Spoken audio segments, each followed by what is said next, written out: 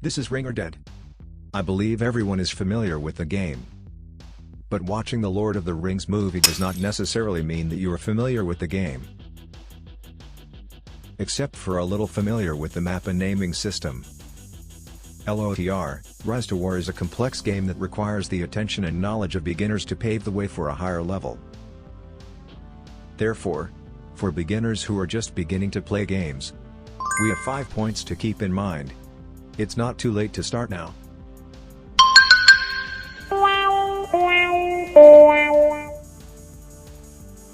At the beginning, most novices may only focus on their own development. Work hard and try their best to upgrade. When they have time to open the map, they find that many places have changed, and they don't know what happened. Why is there no space around to capture, or see what they are attacking? But I don't understand what they are doing. Yes, that is a major role player of the game, termed as fellowship or faction. Yes, that's me. It looks so stupid that doesn't match my image. What should I do? In fact, click on the chat box. In addition to seeing all the people chatting, there's also a separate factional chat, which can let you know what they are even doing. Participate in it and help them.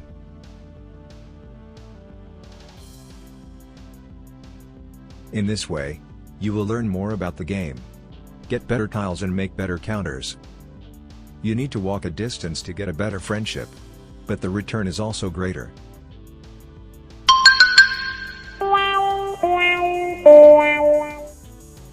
At the beginning of the game, beginners may upgrade all the commanders they have.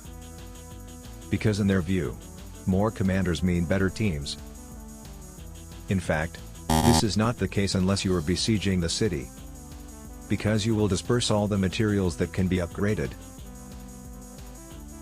Without one or two of the most powerful commanders, it will weaken your ability. In addition, when you want to attack the Land of Power with points of 200 or more, it will be more difficult. Therefore, it's best to simply improve your initial commanders and try to maximize them first, rather than using 10 to 15 commanders and maximizing them all at once. So is the commander's equipment. If you focus on fewer commanders and their equipment is limited, they may maximize their role in a shorter time and win the battle without difficulty even in the face of strong enemies. So it is.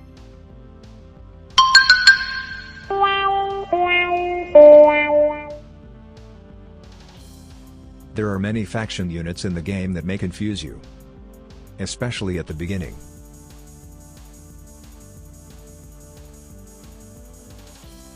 You may spend a lot of time understanding each faction unit in the game. Well, I haven't understood it yet, damn it. So the trick here is to focus your attention on most of the units that come in handy. These faction units will provide you with more benefits than those that come in handy at the end of the game. If you also distribute your attention evenly to other units, you will waste a lot of time and miss the main part of the game of developing characters. Focusing on a single unit will help you fight powerful enemies and is best suited for defense.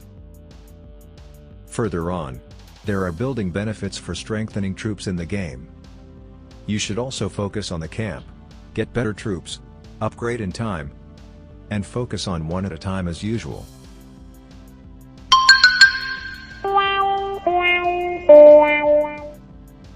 Not building tributes is one of the biggest mistakes of beginners. Resources are one of the main mechanisms of the game, which can make you progress faster.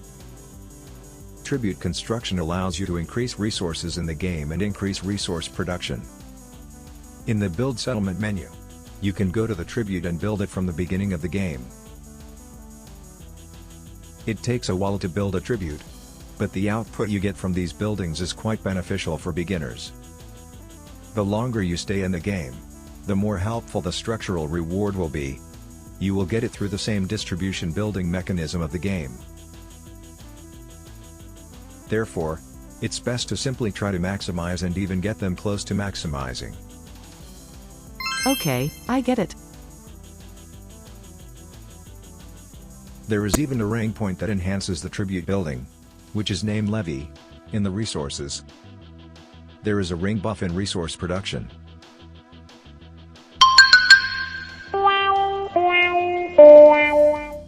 Finally, the last tip for beginners is to focus on expansion as soon as possible.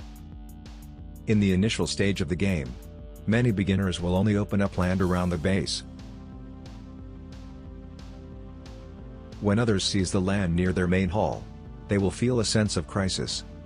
So they will expand by wrapping their main city as much as possible. This is wrong. What? What we are talking about here is expanding from the base. Not according to their units, but according to the map. When you enter higher level games and factions, you will need to go further in the map. If your base does not expand greatly, it will be difficult for you to move from one place to another.